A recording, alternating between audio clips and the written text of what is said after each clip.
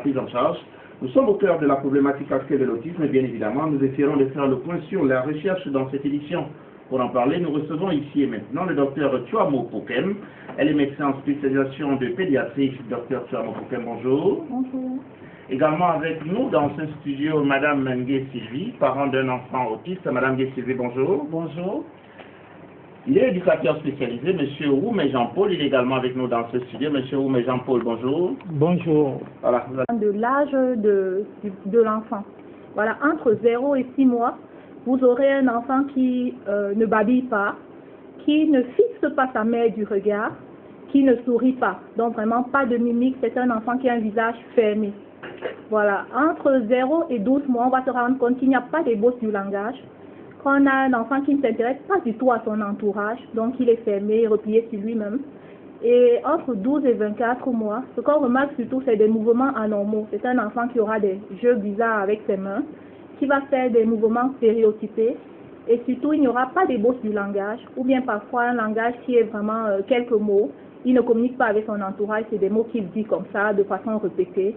Et voilà, donc c'est d'abord... Madame Sylvie, vous êtes parent d'un enfant autiste. Comment avez-vous découvert que votre enfant était victime de cette maladie? Ça s'est passé comment, votre témoignage? Mais je ne peux pas vous dire exactement à quel moment j'ai découvert que mon enfant était autiste, mais il y a eu quelques signes d'alerte dès la naissance que je n'ai pas su interpréter. À la naissance déjà, le réflexe de la marche automatique, mon enfant n'a pas pu le faire.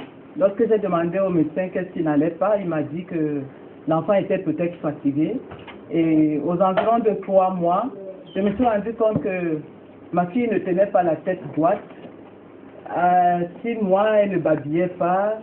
À 9 mois, elle s'asseyait, certes, mais c'est nous qui la mettions assise, elle ne faisait pas de sa propre volonté.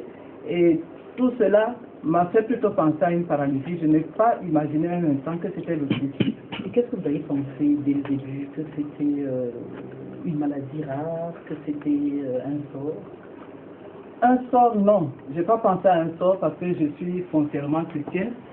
J'ai plutôt pensé à un handicap physique, mais je vous disais tantôt que j'ai pensé à une paralysie. Oui. Et comme je ne savais pas ce que c'était l'autisme, je ne pouvais pas m'imaginer. L'enfant était souriant, le contact était là, mais malheureusement, je me suis rendu compte, quand elle marchait déjà, je me suis rendu compte qu'elle ne prenait pas l'initiative de marcher. Même jusque-là, je ne savais pas que c'était l'autisme. Et les médecins non plus. Je pense que les médecins que j'ai rencontrés ne connaissaient peut-être pas l'autisme. De toutes les manières, ce qu'on me disait la plupart du temps, c'était que madame, vous vous inquiétez un peu trop, c'est un peu tôt. Et juste parce que jusque-là, elle a marché, elle s'est assise, oui. Elle a dit quelques mots, donc il pensait toujours que ça allait arriver. Alors, docteur Tuamo Pokem, vous avez suivi madame Ngué Sylvie qui disait même les médecins tâtonnés ne savaient pas que l'enfant souffrait d'autisme. Oui, exactement, ça peut arriver parce que l'autisme, c'est une maladie rare. C'est une maladie qui présente plusieurs symptômes. Donc, en fait, pour y penser, il faut avoir déjà l'âge, c'est un début précoce. La plupart du temps, c'est avant 3 ans. Oui. Et voilà, c'est un trouble du développement de l'enfant. Donc, ça touche 3 systèmes de sa vie, notamment sa socialisation, sa communication verbale et non verbale et son comportement. Voilà, donc c'est à partir de ces 3 aspects-là qu'on peut commencer à penser à cette anomalie-là dans l'autisme. C'est pour que... Des phrases, voilà. Donc, est-ce que cet enfant ne dit... Si on a un enfant qui a 2 ans, qui ne dit rien, il faut pouvoir consulter pour ça.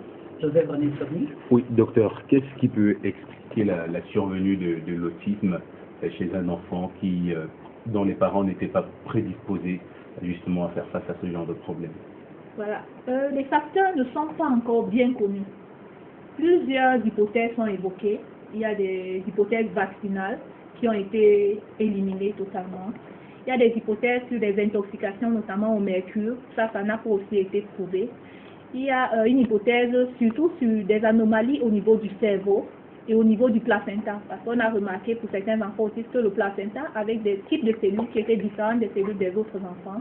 Au niveau du cerveau, il y a des cellules qui sont différentes, il y a des anomalies au niveau du cervelet, du